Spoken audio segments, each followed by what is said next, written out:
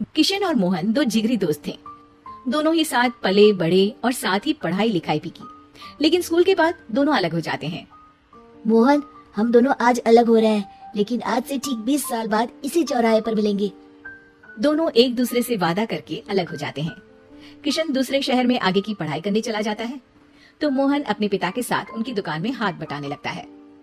पिताजी, मैं भी किशन की तरह दूसरे शहर में पढ़ने जाना चाहता हूँ। उसके पिता एक शराबी इंसान थे। अरे बेटा, तू क्या करेगा शहर जाकर? अरे पढ़ाई करने के बाद किसी की ऑफिस में नौकरी है ना। अरे वो तुझसे ढेर सारा काम करवाएगा और बदले में 4 अठन्नी पकड़ा देगा। तो राजा है राजा, अपनी दुकान में बैठ बच्चा। पर पिताजी, ये गल्ला तोलना मुझे अच्छा नहीं लगता। अरे इसी गल्ले को तोल तोल कर तो मैंने तुझे पढ़ाया लिखाया, इस लायक बनाया, और आज तुझे ये गल्ला तोलना अच्छा नहीं लगता।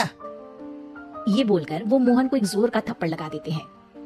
मोहन को थप्पड़ से गुस्सा आ जाता है और वो घर छोड़कर चला जाता है।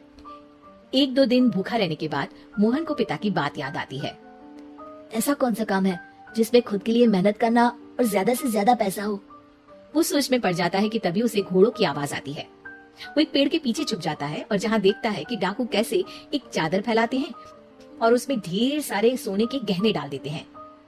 डाकुओं का सरदार बोलता है, चलो, एक दिन मेहनत की, अब बाकी के महीने राजा बनकर गुजारेंगे।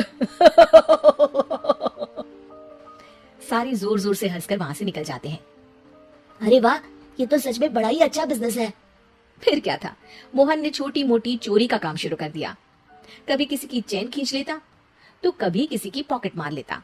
उसे इस काम में मजा आने लगा। वाह, ये तो अच्छा काम है। पिताजी ठीक कहते थे, कुछ नहीं रखा पढ़ाई लिखाई में, सारा वक्त पढ़ो, फिर किसी और के लिए काम करो, और महीने के अंत में वो पकड़ा देगा 4 अठन्नी। ना बाबा ना। धीरे धीरे समय बीतता जाता है और मोहन जाना माना चोर बन जाता है। लोग उसके नाम से कांपते और कोई भी पुलिस वाला उसे पकड़ ही नहीं पाता। सभी उसका चेहरा पहचानते, लेकिन वो कहाँ रहता है ये किसी को पता न था। फिर एक दिन वो भी आ जाता है जब मोहन को किशन से मिलने का दिन याद आता है। ओह, 20 साल बाद आज ही का दिन है जब मुझे अपने यार किशन से मिलना है। और फिर वो उस शहर में जाता है और चौराहे में खड़ा हो जाता है। काफी समय तक वो अपने दोस्त का इंतजार करता रहता है, लेकिन वो नहीं आता। मैं भी पागल हूँ, किसे 20 साल पहले की बात याद होगी।